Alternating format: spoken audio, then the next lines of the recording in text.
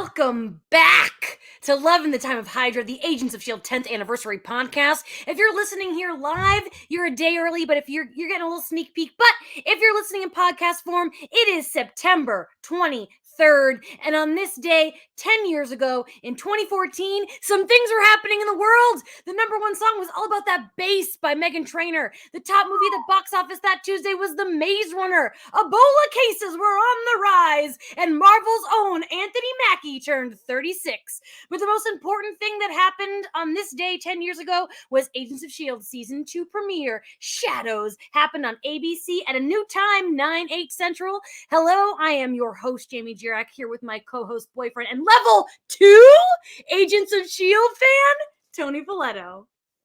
Oh, hi, Jamie. We're back. Hi, everybody. Thanks for joining. Thanks for listening. Thanks to everyone who's watching live. We're really excited to be back. Oh my God. I'm so happy. And today we have an awesome guest to kick off the season. He co-hosts the We Enjoy podcast. You've seen his stuff everywhere. Marvel Fandom, IGN. In fact, 10 years ago, he was in the trenches reviewing Agents of S.H.I.E.L.D.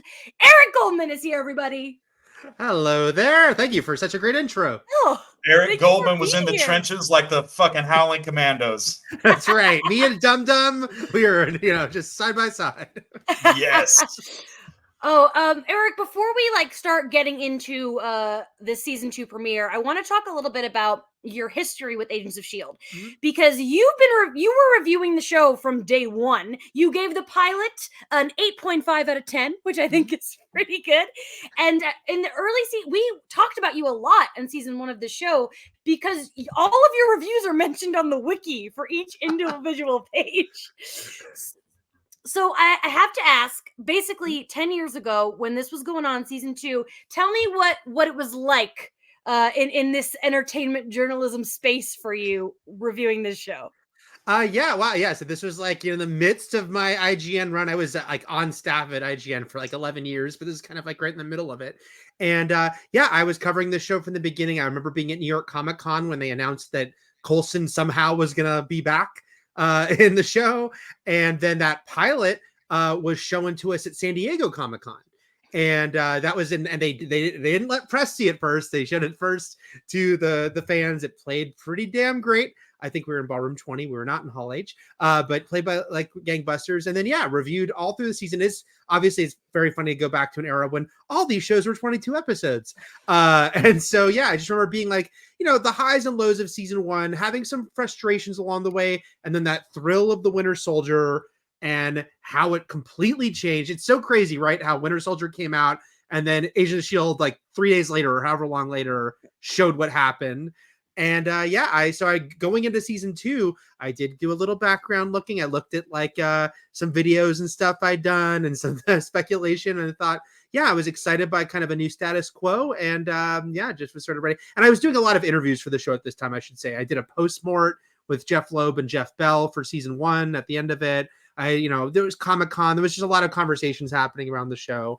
And I was kind of very excited to see where they were going to go in the second season, because now it seemed like the world had kind of blown up in an exciting way for them. Absolutely. I love that. Did you cover all 7 seasons? Did you get through to the end? No. Well, so an interesting thing about this is I should have gone and looked back about how long I reviewed it for, because it definitely wasn't the entire show, but it may be season 4 or so. The thing about this show is at a certain point, I left IGN for Marvel, and I was working at Marvel, I want to say around season 5 and 6 of Agents of S.H.I.E.L.D. And so then I had a very different perspective. I can tell you a funny little bit about when I did an interview with Christine Din. She and I interviewed Mo and Jed for the official Marvel podcast for a spoiler review, I think for a season 6 premiere or something. But we did it weeks earlier, and it was so weird for them and me. But they're like, "Oh my, we're about to say a bunch of spoilers in front of Eric. This is very strange," because they knew me. I'd interviewed them a bunch, but suddenly I was in the spoiler zone, and they could talk about things freely. So that was just a funny thing. So I wasn't reviewing it that whole time because then I was at Marvel. But then by the final season airing, I'd left for Fandom. And one of the last big things I did for the show, I remember doing some interviews right at the end of the series, maybe with Chloe Bennett, I think I did, but I definitely remember I did a big, it was pandemic because I did a Zoom chat with the entire cast and producers when the season premiered. And that was cool because I never moderated a panel for them before. It was the weird, everything on Zoom, like we are now, but everything on Zoom era. But that was really fun. And especially because the show was ending and getting to kind of like be there as part of the farewell in that way, having gone through a kind of strange journey with the show, both as journalist on the inside, back to a journalist with it. You did so, because I started covering it like about season 5 and then 6 and 7 heavily for comic book, and so I was in the big Zoom with when the cast was all doing it. It was sad that the final season was during the pandemic, but here we are, still on Zoom, like you said. It's okay. I do remember knowing it was getting a season 7 very early before they announced it. So that was I remember being like, oh, okay, I had that information. Wow. Well, the rest of us were so stressed out. Oh my god, that's a conversation for another time. Awesome. Before we dive that other time being when I leave the room. Yeah, when he leaves the room. I want to say hi to everyone in the chat. It's so great to see so many of you back. I hope you had a great summer. Thanks to everyone who joined us for Firefly Summer, especially Jeremy and Alice. They never missed a live chat. We really appreciate that. We thought we'd get through all of Firefly, but we only made it to episode 9, which means you have plenty of time to catch up on our Patreon by the time we eventually get to episode 10 and finish it out. But I also have a really exciting announcement, and that is on October 6th, so 2 weeks from today, we are doing our first ever panel at LA Comic-Con. It's going to be at 1 p.m. and we are going to be joined by Screen Rant's Joe Deckelmeyer, and we'll be talking episode 3 of season 2, Making Friends and Influencing People. So if you are in LA, come see our panel and say hi to us. We would love that very much. Now, Tony, tell the chat the rules. All right, guys, there are rules. So thank you all for being here. I have never seen this show beyond season 2, episode 1. So tag your spoilers. I'm not in the chat, but there might be people like me who are. And I hope that there are, because I like the idea of people going on this journey fresh with me. So tag your spoilers. That just means put spoiler alert before anything you're going to say that involves stuff beyond the episode we're talking about today. If you don't do that, producer Maria is really good at making knives. She will stab you. And I already reminded the chat to hashtag their spoilers. Okay. Well, all right. Thank you, Maria. Hopefully nobody gets killed by stabbing soon. So this is like the synopsis for this episode. There's so much to say. Shadows was written by our showrunners, Jed Whedon and Maurice Tancherone, aka Jedmo, as we like to call them. Daniel J. Doyle, who then was DJ Doyle, is an uncredited writer on this episode. And then Vincent Misiano directed the episode. He did 3 last season and arguably the 2 best, Fizzed and Turn. So we are in a great zone there. Tony's, I don't know why you're feeling that way. You like those 2 episodes? Or I'm looking at my ranking as we speak, and that's my number 1, number 2 favorite episodes. And Turn are my, yep. Eric, I don't want to put you on the spot, but can you think of a favorite season 1 episode? Oh my gosh. I mean, it's going to be, again, I have not watched it in a while, guys, but I do. So I'm just going to go easy and say the one coming out of Winter Soldier, just because there was, I remember seeing Winter Soldier kind of early at a press screening and then wondering how the hell is this going to affect Agents of S.H.I.E.L.D. and then seeing it and thinking they've got to have one of the main characters. Someone in the main cast has to be Hydra. And so getting that payoff, it was pretty damn exciting. So that definitely still stands out to me as a season 1 highlight. I mean, you're right. Turn is just the answer. You're like 100%. And let me tell you, there are lots of spoilers to come. Obviously, we have 6 years of this to go. But the weight that is lifted of me of Ward being Hydra and Tony knowing, it just makes my home life so much easier. Like truly. As for the cast, our original 6 are back. We're going to shout them out today since it's episode 1. We got Clark Gregg as Phil Closen, Chloe Bennett as Sky, Ming-Na Wen as Melinda May, Brett Dalton as Grant Ward, Ian DeCastiger as Leo Fitz, and Elizabeth Hentrich as Gemma Simmons. But oh my God, this episode is overloaded. We are overloaded with guest stars. I'm gonna go as fast as I can, listing these amazing amount of guest stars. We've got Haley Atwell, BJ Britt, Neil McDonough, Reed Diamond, Henry Simmons, Patton Oswalt, Lucy Lawless, Adrian Passer, Willem Calderon, Kenneth Joy, Simon Cassidy-Addis, Brian Patrick Wade, Matthew Glavin, George Stephanopoulos as himself. That's wow. We really crammed him in there. I wonder We've made it, guys. And will one of those names on the list be in the show for the rest of the time? I don't know, but let's hope maybe that'll be the case.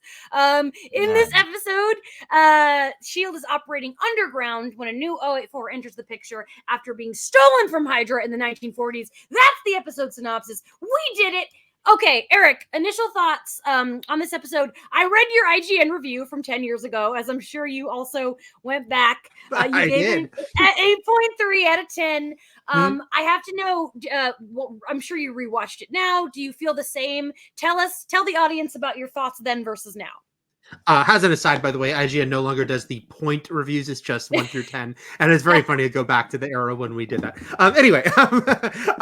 It was very interesting to go back and watch this and then, reread my review where I watched it first, rewatched it first and then read my review. And it mostly lined up with what I remember as far as just thinking like, this is cool. Like, getting this sort of new dynamic with the team. Having Coulson, at least in this episode, is like taking a back seat more, taking a more Nick Fury-ish role, honestly, in this. I thought was really interesting. Was psyched to see Lucy Lawless, then sad to see Lucy Lawless, her character bite the dust. And I should also mention, I'm like a lifelong Marvel Comics reader. I've been like reading since I was like 7 or 8. Absorbing Man. I was a huge geek out over that because, again, this show, we're always like, at the time you couldn't help be like, which supervillains from the comics will pop up? And they would, some would pop up here and there in the first season. But Absorbing Man was kind of like, I think, a really big deal. Like he's pretty prominent in the comics. He's been in a, bunch of big stories. So I was excited by that. And what I thought was a pretty cool version of him. I forgot, by the way, that Lucy Lawless actually gets to call him Absorbing Man, or, she says an Absorbing Man. They do the thing that they do. But yeah, so I was excited to see that. And then, like there's a lot of characters in this episode and kind of trying to feel them out and think about who is going to be sticking around in the long run, what's going to be going on. And I think I mentioned this in this review of this episode, but I never would not laugh about the fact that Nick Blood and Lance Hunter both sound like comic book names, but one is the actor's name and one is. That's great. It's so true. Tony, we're back, baby. How'd you feel about this? Oh man, I thought it was really good. I was like, it's a fucking Absorbing Man. They got Absorbing Man in here, and I got really excited. I've read a lot of comics, but I wouldn't say I'm up to date. But I mean, he's typically a Hulk antagonist from what I remember. But it was really nice seeing that character brought to life. Like Deathlock's a good get. Absorbing Man's a really good get. So and great look, great design of the character. So I like him. I really always enjoy when time elapses like this. So it feels like when we come back to S.H.I.E.L.D., it feels like the amount of time I've spent away from this show, which has been a few months, feels like that much time has elapsed roughly. And so I like the game of like trying to absorb who's who and what's going on and how far have we come since we last left off. I think this episode does a really good job of making that part of the intrigue of the show, particularly with what's going on with Fitz. My God, we'll get to it. It was super compelling. I'm really excited to be back. Ward's in a fucking hole in the ground. That's where he belongs. I was really kind of hoping we would get a little more of the Blood Man, and I'll explain myself, Eric. In the end of the last episode, there was a man who presumably in the Stinger is made entirely out of blood. And this is a Marvel supervillain I'm unfamiliar with, but Blood Man is out there, and I want to know who Blood Man is. Blood Man, not to be confused with Nick Blood. Two Yeah. Right. different Not to elements be of the confused with Nick Blood. Not the same person. Eric, we just saw the substance, so it's been a bloody day. Let's Oh, It just, has. yes, you know. absolutely. I think this is a great episode. I don't mind saying, since we're here and now, season 2 is my second favorite season of Agents of Shield after season 4. I love season 2, and it just starts off with such a bang. I love how many characters are here because, like, we lose Hartley and Idaho immediately, and it's like, who's important here, who's not, and it's fun to go because I've seen season 2 probably at least 10 times, and it's like it's always fun to revisit it. Having a bigger picture now, and I just I love a lot of the people that we see in this episode, and I'll kind of leave it at that for now. We'll talk more in Tony Leaves the Room. But let's just dive into this episode because it has a banger, shocking opening. It starts in Austria in 1945, and we get the friggin' Howling Commandos and Peggy Carter in there. Yeah. Yeah, so Agent Carter started January 6, 2015. So we're already getting questions if we're going to go through that in the 10th anniversary. I'm on the fence about that. I kind of want to wait and do it like later for reasons that I can't say while Tony's in the room. But I do. I'll never forget like seeing Peggy Carter in the beginning of this episode. Eric, I know that you talked about this in the review. Just like it's all connected. Yes. Love Peggy, love the character, love her show. So this was thrilling. One thing we can tell Tony, because again, this is how we knew it at the time, is that going into this season, we actually knew the way they were going to program Shield was split the season in 2 with Agent Carter, which was 8 episodes airing in the middle in its time slot. So it was like the season of Shield will be structured as 2 halves with Carter. So I remember watching this opening and being like, oh my God, it's Peggy. And then thinking, this makes sense. They want to kind of remind you of this character because in a few months, her show is coming. But I loved it. I love that we got a couple of the Howling Commandos in here. It was just really cool. Kenneth Choi, by the way, I think this is maybe his only appearance in between Captain America and Spider-Man Homecoming, where he plays his own grandson. That's right. Yeah. Nice to get him in here. That's right. That was great. I love all the glimpses. Any glimpses we can get of like World War II era MCU is definitely my jam. It looks like they also brought out some of the Captain America, the First Avenger Hydra costumes from storage, and that was great too. And we also, but Tony, before you share your thoughts on this, because it is so cool, I want to just kind of talk about what we see in this, which is Red Skull's dead, his vision is not. We're introduced to Whitehall. We'll talk more about him when we get to the end credit scene. But this is where we meet the original 084. I don't think they actually call it the obelisk in this episode, but it's shaped like an obelisk. I don't think it's a spoiler that I'm calling it by its name, which is the obelisk. And I have to say that Tony, about 5 minutes after this scene, goes, oh, 084. He forgot and then remembered what that was. Well, I never saw 084 in the show without those little dashes, so I couldn't recognize it. Yeah, that was really exciting. I love seeing. It was as soon as it was like 1945 Austria, I was like, oh yeah, into the war, we're losing. One of my favorite movies is this movie called The Train, and it takes place like at the end of the war, and also all of the Nazis are very, very desperate and trying to get all of their shit to Germany as soon as possible. So this reminded me of that in a fun way, where it's all kind of coming down around them. And it's great to see Peggy and the boys just busting in, doing their thing. I like that crew a lot. I'm not a huge First Avenger fan, but like I like that crew a lot. They're great. Yeah. But are either of you fans of The Shield, as in Michael Chiklis' The Shield? I've never watched it. Okay, only because Reed Diamond plays a integral role in The Shield. He has an important role in The Shield, so it was kind of a fun thing to have him be on the other Shield show here. Nice. He's in a lot of stuff. Yeah, isn't he pop up in Dollhouse maybe? Yeah, he's great in Dollhouse. Mm-hmm. That's another show that because Tony hasn't seen like all the. I made Tony watch Buffy and Angel before our podcasting, but all the shorter ones are kind of are going to be our summer shows, and Dollhouse is one that he will get forced to watch eventually. So after this exciting flashback, we come back into present day. We see Sky swooping in. Tony literally goes, "Look at that entrance! Fuck!" out loud. Yeah.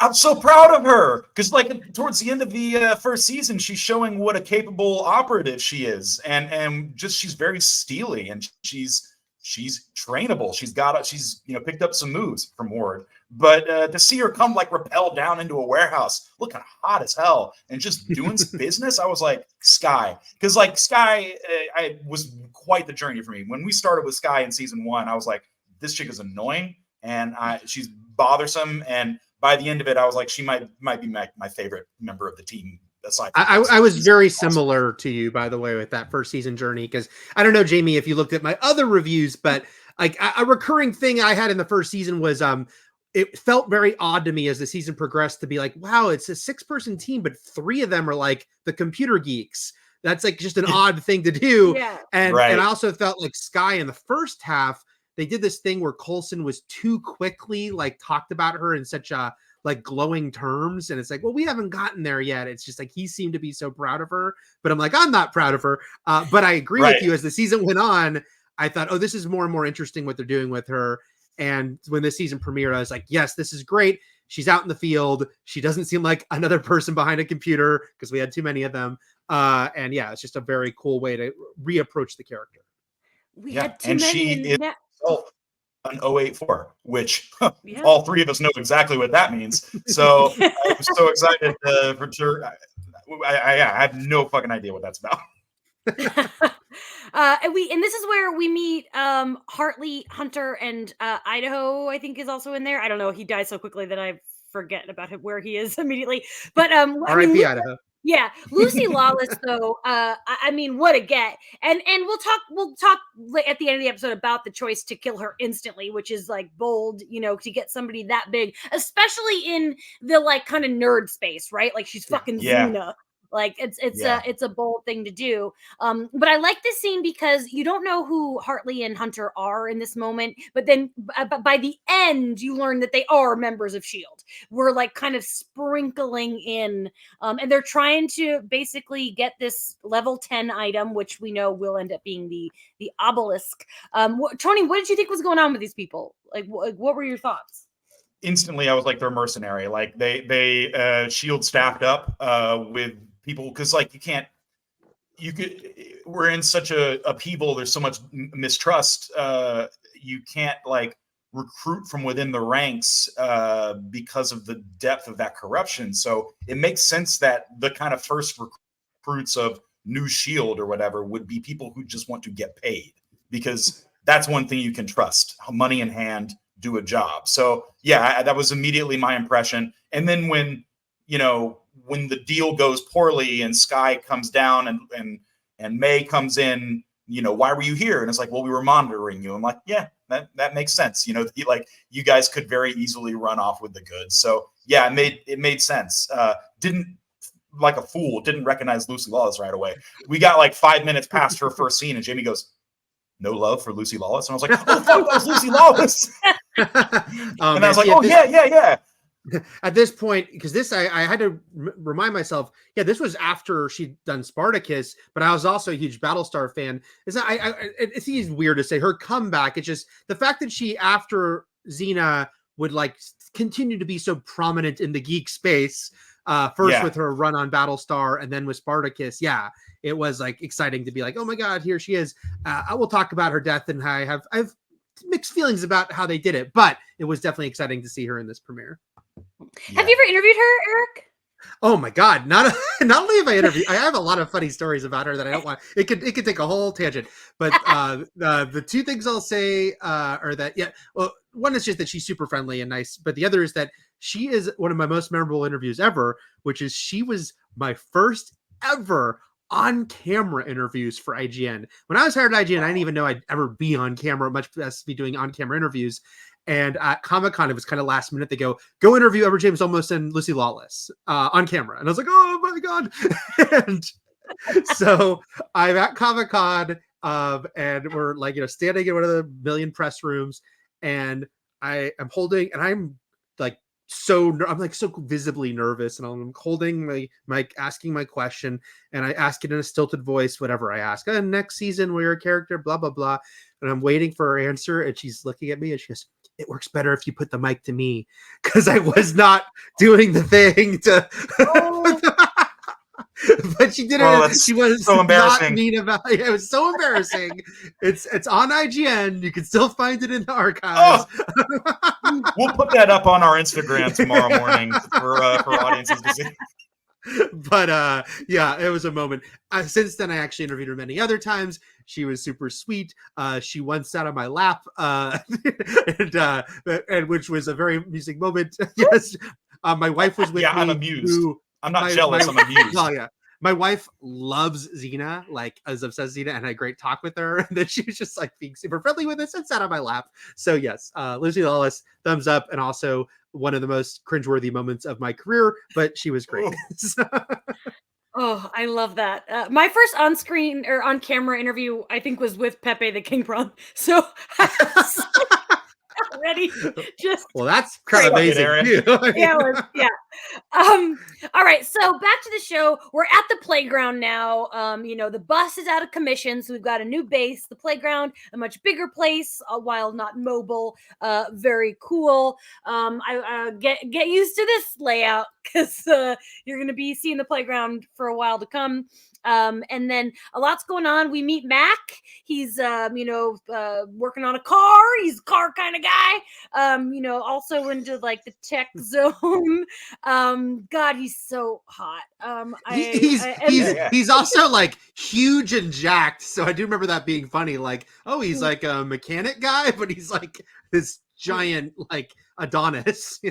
Yeah. I've talked about this before, and I genuinely thought for a very long time that Mac was supposed to be gay, and because I just thought his muscles were for show, like a gay man would do, because he wasn't in the field.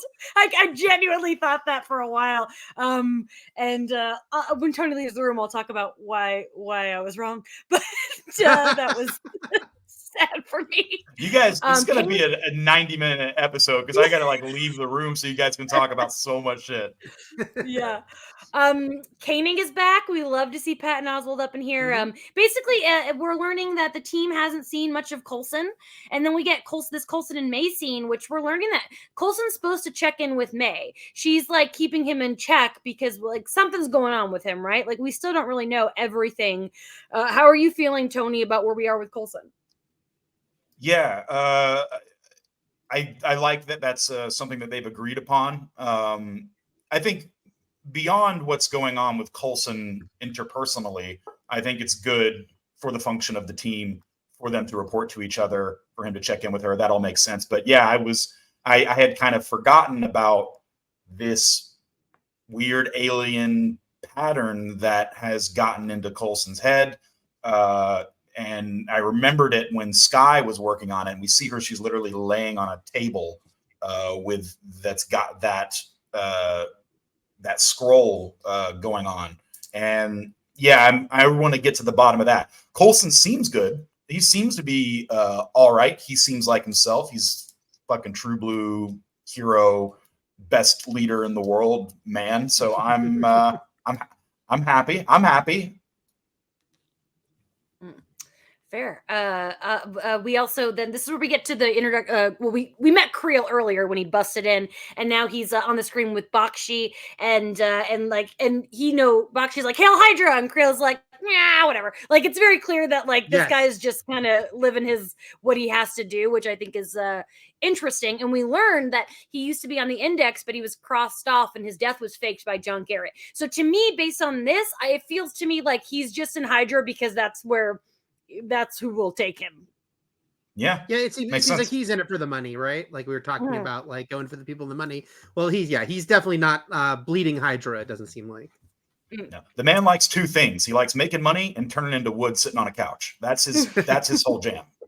Can I hope on that? I don't know what's out of bounds here with referencing other Marvel projects completely different. No, go ahead. Go on. Just the fact that every Marvel movie. The fact that Carl Crusher Creel versus Battle and Jack Murdoch was a poster scene on Daredevil that Daredevil's dad boxed this guy. Mhm. That's right. That's right. Wow. When they weren't able to do like actual on-screen TV show crossovers, but like Sky and Matt went to the same orphanage. And Creel boxed Matt's dad. So I do the devil, enjoy the battling Mac. Yeah, that's cool. Yeah. In a alternate universe, maybe. Who knows? Marvel will never get to that.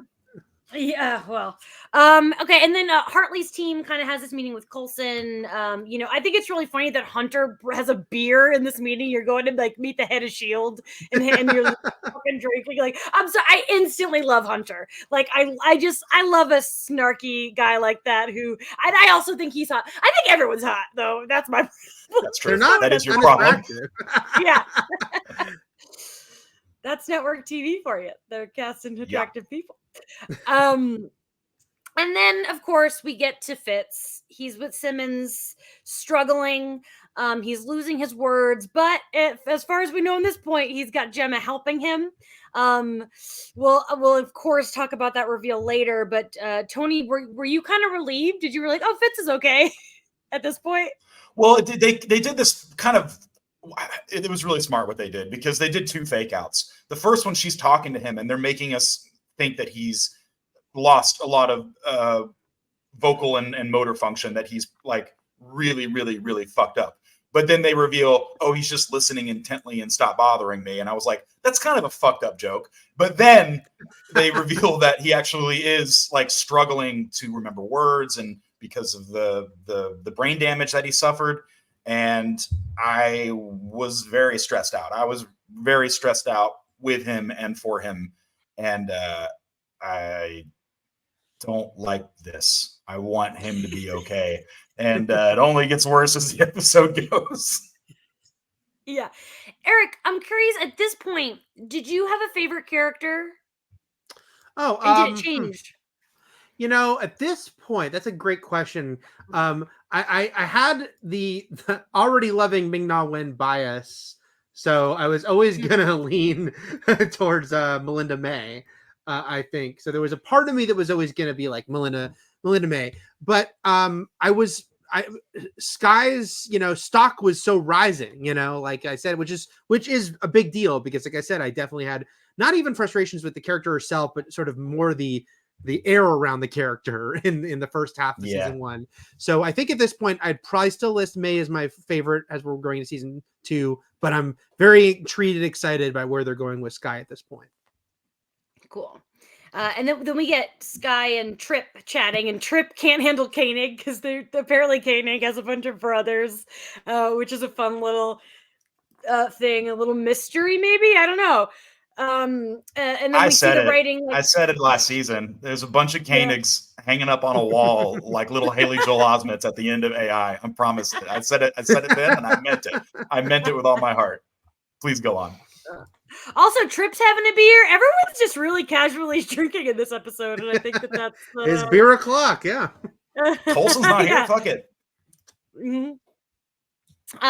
Let's see, and then what am I? Oh, well, yeah, we learned that Sky hasn't been seeing much of Coulson, but then they have a little meeting, and she wants him to go to Vaulty. Oh, what's in Vaulty? Oh, you know what? Let's take our 30-second break, and then after our 30-second break, we will reveal what's going on in Vaulty. Take these time to refill your drinks. Go to the bathroom. We will be right back.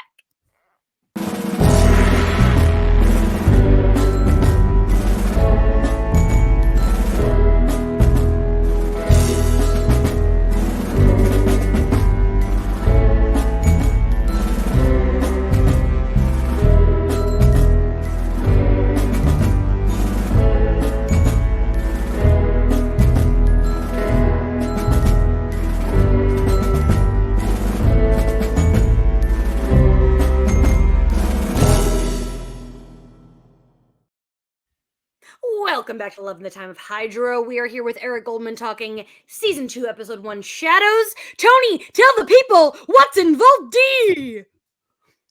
It's fucking Ward. Ward's in Vault D. Ward should be in a vault. I don't like Ward. I'm still upset with Ward. Ward seems to be at peace with himself. And I'm bothered by that. I didn't get to see the Ward throwing himself against the wall. I would have liked to have seen that Ward. Yeah, it makes sense. He's got a lot of intelligence. I'd keep him in a hole. I'd keep him in a hole and make him answer questions. And he's being forthright, which that tracks. I'm with that. I think his deception has run its course. I think now it's just guilt. So yeah, Ward's in a hole in the ground. He makes my skin crawl in this scene. Like, I just can't stand him. He's like, he just like, he'll only talk to Sky, and like, I just, everything about him gives me the ick in this scene. But I think that the biggest, most important moment after he gives her intel is he was gonna say something, she shut him off, and it was her father. He knows who her father is, who Tony thinks is quote unquote blood man. Have you guys ever seen Miami Connection? Yes. You just made me think of my father. And I want Sky to have that moment. It is like a letter from my father. Oh my god. Yes. Eric, are you a big time Ward hater? Like, yeah, I mean, I'm not pro Ward. I remember just like, you know, again, I was happy they committed to someone in Hydra was a bad guy and him doing very bad things at the end of the season. I was nervous. Again, I went back and read not just my review of this premiere, but I read what I wrote in my season finale and overall season review of season 1. And I remember, and what I said at the time was, I hope they don't give him a quick redemption. But I also did predict, I'm sure I'm not alone in predicting this, but I thought, oh, I bet they'll do like a Hannibal Lecter thing with him next season. So I did a little pat on my back, you know, that when they did that. But just being intrigued and nervous, because I was a little nervous about the like, keeping him around too long, diluting the power of the betrayal. And how do you figure out? It's always a problem. Like when you have this sort of thing happen, is like, is familiarity with a character like this not a great idea? Should they like not be a series regular anymore and pop in and out? So I thought this was just right in the premiere, while I was also nervous, like, okay, where are they going to go with this? Yeah. What's the overall plan for Ward since he's still a regular on this series? Yeah. Well, I don't know. I'm just couldn't you don't know. The last person who knows is you. Then we get some good Talbot in here. I hate characters like Talbot who are like frustratingly righteous and like they're wrong, but like Adrian Pezzer does such a good job. I'm such a Talbot fan. I love him popping up. The way that they kidnap him, and that whole scene was cool. We got a little May versus Creel, and then Creel ended up captured, and he got in this little Magneto cell, and that's where Coulson is interrogating Talbot. How are we feeling, Tony, at this point in the episode? Talbot's you're not going to get an easy I like that they anticipated, they knew exactly I think what Talbot was going to do and say. There was no expectation to actually be like, let's work together. No, because like Talbot is, I mean, he's a witch finder, man. He's a zealot in his own way. So he's great. Pazar is crushing it. It's a cool role. I like how malleable he is, because you always know what he's going to do and think, and I like how smart Coulson is for having that awareness. Eric, were you a Heroes guy? I was a Heroes guy through thick and thin. I was through that one great season, and then there were 3 other seasons. Yep. That's correct. Although, I covered it beginning to end. It was a show like S.H.I.E.L.D. that I did a lot of set visits to. And have a lot of like memories. I have fond memories of covering Heroes, even if I had frustrations. And I thought Talbot, he was really fun on this show. It's a fun role for him. I actually grew up as a little kid. My in to Marvel was my obsession as a little kid to Hulk. And so I read a lot of Hulk comics as a kid. And so Glenn Talbot was like always a Hulk character. He was like the General Ross's like secondhand antagonist, in the comics. So it was just fun for me that he was in this. This was a point where we didn't know how much or not, as it turned out, the movies and TV shows could intersect. So I was like, oh, is he here because he's going to be in the next Avengers movie, coming up against the Hulk? It could, we'll see. But Even though that didn't happen, I thought that Pazdar was really fun. And like you said, Tony, I did like how this episode involved them kind of predicting the assholeness of Talbot. Like, well, this is how he'll react to things, so let's prepare for that. And I thought that was a good way to do it. Yeah. And then this is when time for the big infiltration. They got Trip in his military uniform. We got Coulson like being Talbot, which is hilarious. I think the best line of the episode is, "I'll have you so deep in horse manure you'll need a damn snorkel." Like I deeply love that. Talbot out. And Oswald's over there then, going, "Go bigger, go bigger." Yeah. It's just a fun scene. It's like peak Shield when they're having a good time. And then meanwhile, Creel pulls the old goes invisible and gets, a very predictable prison escape and then shit starts to go crazy. They get the 084, Hartley grabs it and her fucking hand starts to go substancy, and then go see the substance in theaters now. There's been a problem with the 084. I think that one of the most important moments of this episode is, Hartley's possibly dying, and everyone's panicking, and Coulson says, "Continue with the plan." Coulson is absolutely in charge now, and he makes a tough call, a call that he may not have made in season 1. I think that's a very good point. I commented on this so many times in season 1 was he's always making the human choice, and he's always making the choice that gives people the benefit of the doubt. He's a conscientious leader, and this was very different for his character, and it's surprising. Now that we're in the last sequence, I do want to talk about how this totally didn't work for me. We hit this sort of music crescendo as we're going to go get this Quinjet, and Coulson is explaining, giving his sort of didactic explanation as to why he made this choice and the significance of it. And it just didn't really work. It felt kind of flat for me. I felt like they were kind of going for a big emotional finale push of the first episode, and I felt that kind of felt forced to me. I don't know what you guys thought. Eric, what do you think?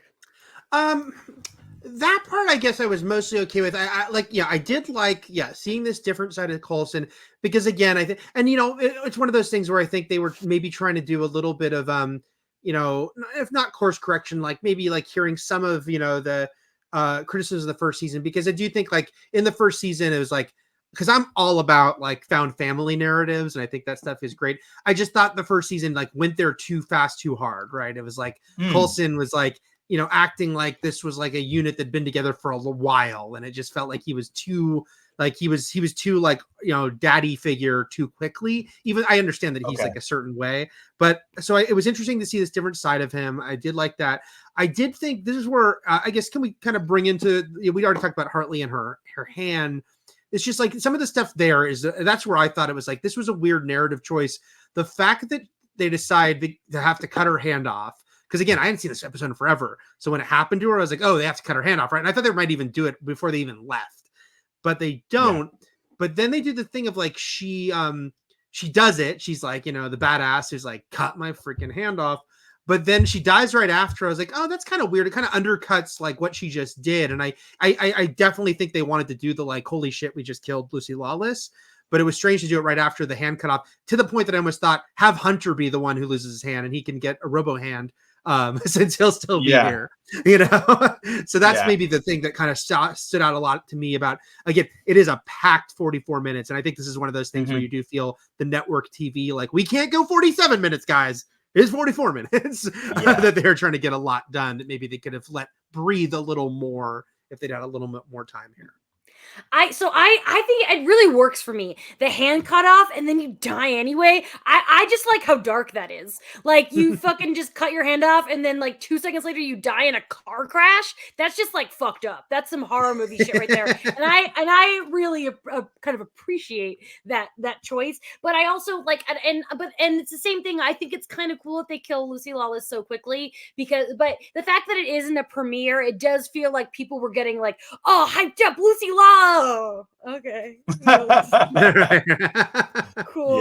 Yeah, cool. but we also hadn't really developed, she's a brand new character, so the loss of her is surprising only on the impetus that we have affection for Lucy Lawless. The star status. Yes. Yeah. It's not like no one cares that we Idaho's lost. dead. Yeah, no one really cares that Lucy Lawless is dead only because she's Lucy Lawless. So that doesn't not work. It works, but I'm leaning more in the Eric camp. But I also kind of agree with you, Jamie. Of like, I also appreciate the brutality of you survived that thing and you showed more courage than most people have. You did. It's intense. Yeah. Obviously then Creel gets the obelisk and gets the fuck out of there, and then of course they get the Quinjet, which I think that is important. They need that. Like, Coulson can't keep flying coach around the world. That's understandable. But this of course is where the big reveal happens that Gemma's not been there the whole time. Fitz is he's struggling bad, and I think maybe it was in your review, Eric, I read it somewhere. I don't know if it was your review or another review I read for this episode, where it feels cruel to just keep him around. Like, doesn't he have any friends or family he can go to? I don't know if that was you who said that. I said it. I said it a little bit. I said that it does feel like, would they even want to have him there both for his sake and theirs? It feels like that might be a detriment. I think you could sort of no prize it with maybe they were hoping it would go better than it is. And this is like Coulson saying, I don't think this is going to work out. But yeah, you're also like, dude, maybe he needs to be somewhere else. Get some time away from S.H.I.E.L.D. At this point, Fitz was my favorite character. He remained my favorite character until a new character came in season 5 and overtook as my favorite character for the remainder of the season or for the series. But at this point, Fitz is my boy. And I, even now, like I said, I've seen this episode 10 times. I still cry at the reveal. I'm just so sad for little Fitz. And it makes my heart breaks. Tony, I know you didn't see it coming. We kind of touched on it, but doing that wraparound shot, and I said, "Oh no!" It just really hit me. It was so sad. And yeah, now that you mention it, good point, Eric. He's kind of like Milton in Office Space at this moment. Like apparently he was laid off years ago, and no one told him about it. He's just still here. But no, obviously there's more love for him than that. There's this hope that he's going to improve, and I just my heart breaks that Simmons left, and I'm no judgment. I'm sure for her mental health, she had to do to maybe get out of there. But they said it in the episode that broke him, and I'm like, well, don't break him, don't break Fitz. So I felt it hard. Jamie cried. It was powerful. Yeah. I had forgotten that reveal, by the way. I got to be all surprised all over again, which is great. I love that I got to be surprised again. It is a gut punch. And when you were asking me about favorite characters earlier, one thing that this is reminding me is, I don't know if I was at a place yet where she was a favorite character, but Elizabeth Henstridge has an actor throughout the first season. Because again, most of these people, except for Clark Gregg and Ming-Na Wen, we didn't know when the show began. And Elizabeth Henstridge started to really impress me as the season went on. I was like, she's really good. So this scene was like a gut punch on a character level for Fitz, who I also cared about. But also then I was like, oh, so where is Simmons? How will she come back into the story? Where's Simmons? Yeah. And I want to see more of her. Where is she? I don't know. Shut up, Jamie. And then finally the end scene, we got Bakshi, and that is we get the reveal Whitehall. He's the same age as he was in 1945. What's going on? A fun little. Is he going to be the big bad of the season? What's the dealiozo here? So that's a fun. No, the Blood Man is the big bad of the season. What I said in my review, I stand by, which is, on one hand, it would have been nice if we could have, in a different world where there was time, again, a double-sized premiere that maybe had more time in the past, that we could have, with Peggy, we could have seen even more of Whitehall. Because since we just met him, it doesn't have as much of an impact, but it's still cool. It's still like a cool connective tissue of like, okay, what's going on here? what the hell is the deal with this Hydra dude who's still around from the 40s. And again, I also like Reed Diamond, so I was excited to see more of Reed Diamond. Well, to me, it's like a thing of I have so much confidence coming out of the first season, which I thought was a really good first season of television. That like if season 2 wants to show me an episode where they're like, bet you have a lot of questions about this, I'm confident. I feel good. I feel good that they're going to make good on what they're throwing at me because they did a really good job last season. So I'm in. Yeah. Before I share a little bit of history of this episode, was there anything that we didn't mention or cover that either of you wanted to bring up from the episode? I'll just mention that on the comic book geek side of things, I loved when Carl Crusher Creel grabbed a version of his old ball and chain, not titanium. Oh yeah, but his actual ball and chain from about that from the comics. Nice little moment, even though he didn't keep it, but I was glad to see that they got that in there. Yeah, it's like that one shot in season 1 where there's like night vision footage of Deathlock, and he actually looks all skeletal like he does in the comics. I was like, yeah. But then they got him. They also got him shirtless. Which again, in the comics, the character his uniform is just striped pants and no shirt. Yeah. So he was comic accurate walking around. Yes, he was. Shirt on. Yes. Love that. Tony, anything else before I No. drop some facts? Okay, cool.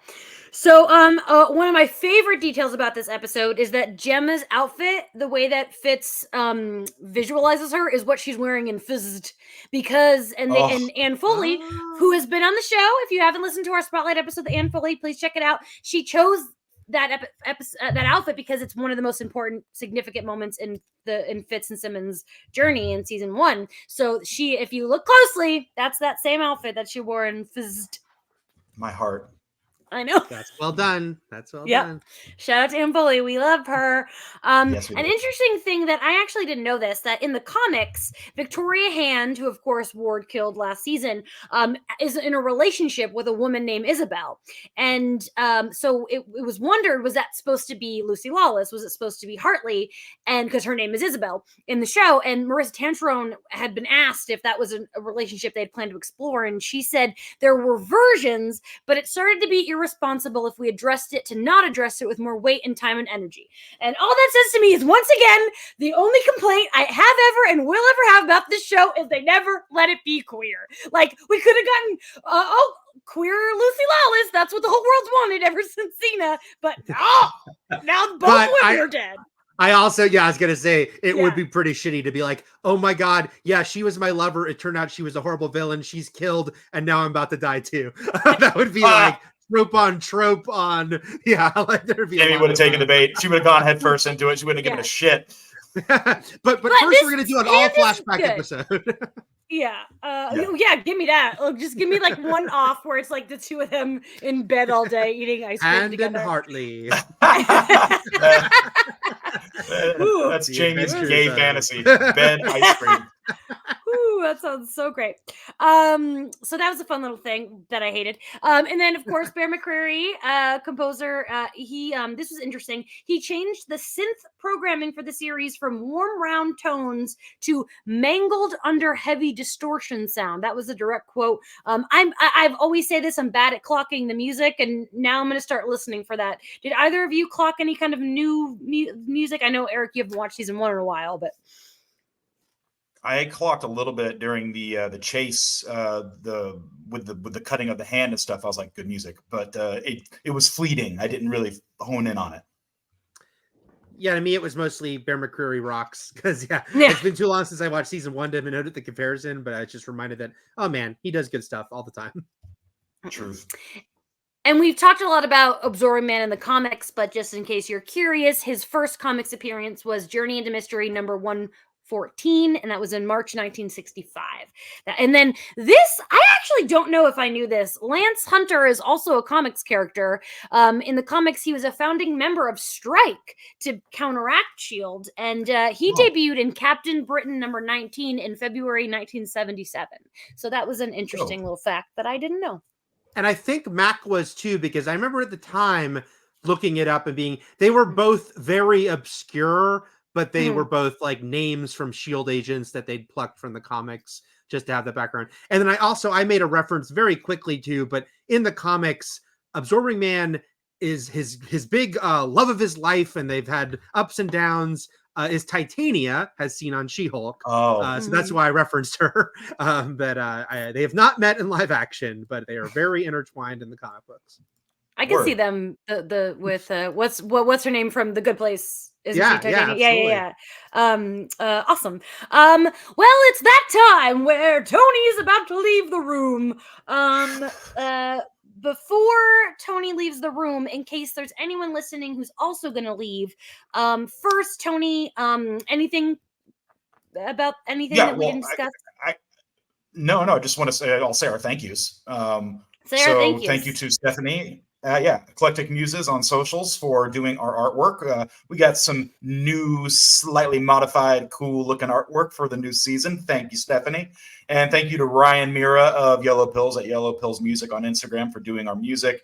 And thank you to our producer, Maria. Thank you, producer Maria. You're very welcome.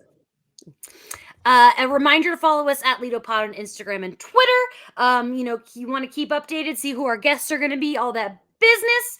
And like and subscribe on Spotify, YouTube, all that business. You should do those things and support us in any way you can. Reminder again that our LA Comic-Con panel is October 6th at 1 p.m. We hope to see you there. And Eric, in case anyone's listening who is about to leave, where can people find you and your work and your stuff on socials or anywhere else? On most socials, I am the Eric Goldman, Twitter, Instagram. That's my YouTube is the Eric Goldman. And you mentioned my podcast I do with Matt Fowler, the We Enjoy podcast, which you can find anywhere that you listen to podcasts. Beautiful. Tony, get out of here. Eric, it's been a pleasure. I got to leave the room. It's been a pleasure. Farewell to the void. The void. All right. Yeah, he's gone. So there's a quote in your review that I wanted to pull out, which is you were writing about Ward, and you wrote, "I'm still really worried that they'll begin to redeem him, which would really devalue the power of his betrayal." And Tony assumes that he's going to get a redemption, and I think it's great that he never gets one. Yes. I am big on this. I had a lot of, I still to this day, I'll always be up for a healthy, should they have redeemed Spike debate about with Buffy, which I know can become a very heated topic of conversation. Cause I have a whole thought about how Buffy season 7 would have been awesome if Spike had been totally evil, but as I digress. Well, Spike's my favorite TV character of all time. So we'll have to talk about this. Trust me. I love that. My wife agrees with you. But I was like, I don't want them to redeem him, especially because of the power of this whole Hydra twist in the entire MCU. I mean, it's part of what I still think is the best movie in the MCU, Winter Soldier, and it had such an impact on this TV show. And so I didn't want it to be like, hey, we took one of these 6 characters and we said, guess what? He was actually Hydra. And I was just like, please don't be like, but you know what? He's not that bad a guy. Obviously, they added more nuance to him. We get to understand him more, but I am glad that they did not go he's still around in season 7 and now he's back on the team, which is what I was scared of, honestly. Yeah, and when they do handle it in season 4, where he gets his little kind of like framework redemption, is great because it's like a different version of him, and I think that's like perfect. Because I agree, like, because they do that's such a classic TV thing. The season 1 villain eventually is the good guy, and he did too many bad things. Yeah, he did. I do want to bring up Mac because I'm just so happy that Mac's here, and it's like I try not to make it obvious that he's like around forever, but like I can't help it because I love him so much. But I need to issue Henry Simmons an apology, because when I did the 100th episode panel, I moderated that. I ogled him a little too much. Like I made a lot of jokes about him being the hot one, and then like 2018, I feel like that was like kind of funny. But now I just feel like I made him uncomfortable. And if I ever get the chance to apologize to him, I'd like to. So he's not a piece of meat. He's a good actor. He's a talented man. I think I was at that 100th episode thing, by the way. That might have been when I was working at Marvel. I remember going to a big Q&A event when I was at Marvel, but I can't remember exactly which one it was. It was here in LA. Yep. I think I was there. But yeah, seeing Mac again, because I did forget that like Mac and Hunter come in simultaneously, but only one of them is a series regular at that point.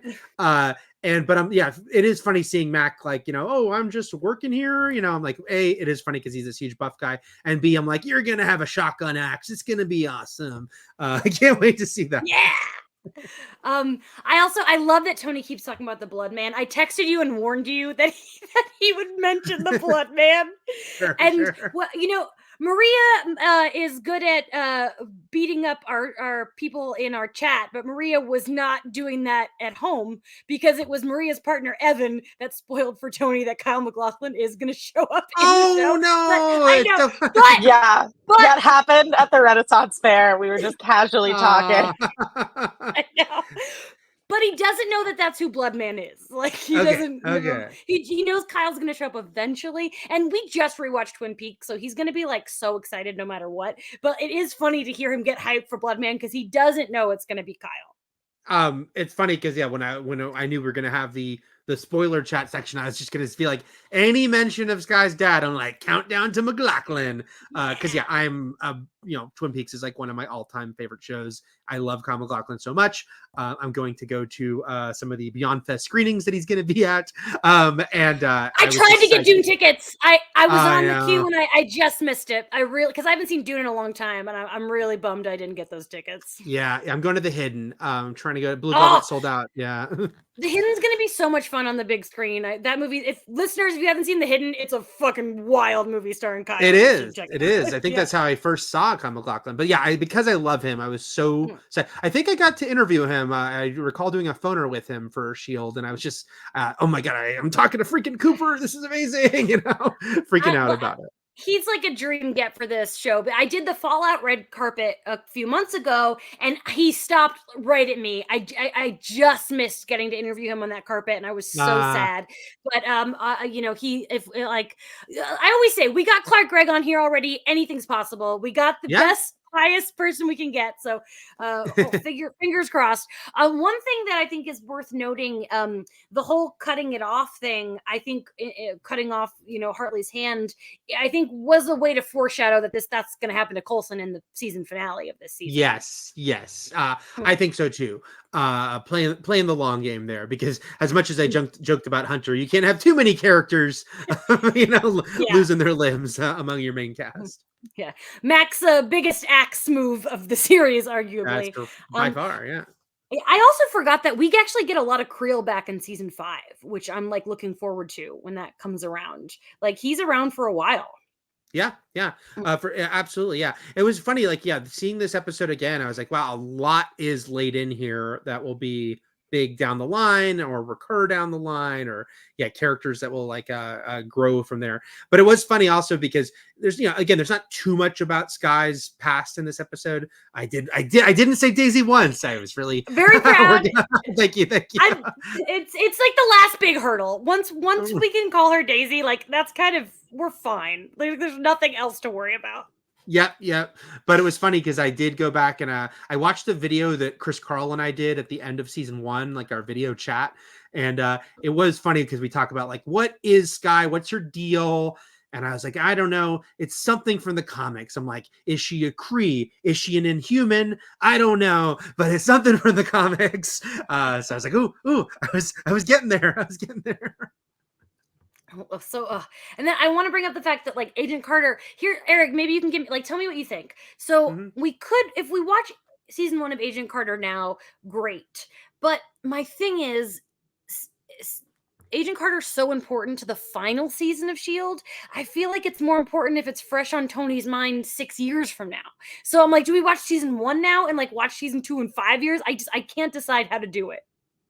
I feel I don't remember what the airing schedule of season 2 was, if they did the split again or if it just aired alongside.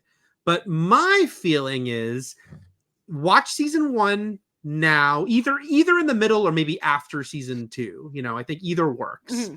And then watch season 2 of Agent Carter maybe after season 3 of S.H.I.E.L.D.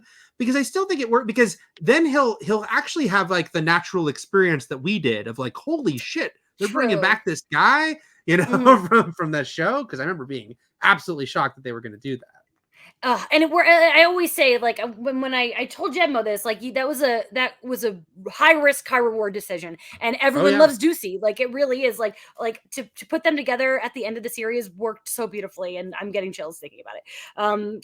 Maybe and it would be that fun to do like 10 years for Carter, just like we do Shield. So Yeah, yeah. That because I do remember finding out they were doing that while I was at Marvel for sure, and being like, "What?" mm, Like, because sometimes I'd find out things from scripts from like just reading it, but sometimes someone would just tell me, and that was when someone just told me, and I was like, "Wait, did I hear that right? What?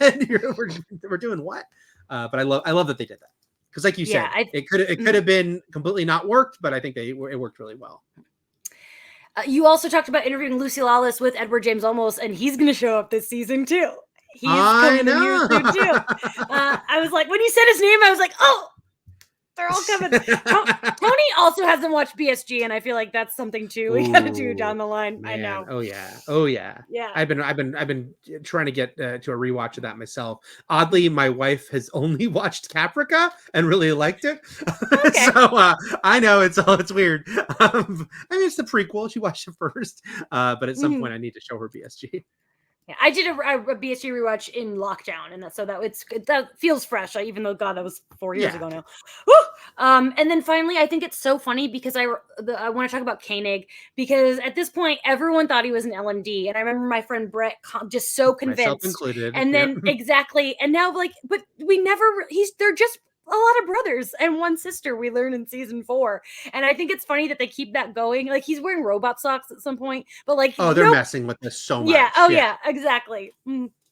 I think sometimes you have to have fun with people, right? Because on a show like this, a lot is going to lead, like, yeah, Sky is going to lead to the introduction of Inhumans. Her dad's freaking Mr. Hyde. But sometimes a dude is just a twin or a triplet or whatever he's going to be. Yeah. And so I think that, and the fact that it's Patton Oswalt, like, while yes, it would be funny if Patton Oswalt is the center of like this huge conspiracy theory, also it could just be fun Patton Oswalt, you know? By the way, I almost mentioned this when we were all on, but it was like, Patton Oswalt has this amazing checklist of like geeky things he's appeared in, but this was like he was just getting started, you know, like the fact that everyone Yeah. knew he liked this stuff, or like let's put him in a Marvel show, you know. Great. It's All right. I saw him at the Doctor Strange and Multiverse of Madness premiere, and I joked to him. I was like, "No Koenig's in the movie," and he's like, "I know, right?" You never know. He was not even in the Yeah, right. background there. Exactly. Is there anything else that you wanted to bring up in terms of spoilers? Anything that we couldn't say in front of Tony? I think we pretty much covered it. Yeah, we talked about the Sky of it all, her daddy. That was a big one I wanted to talk about.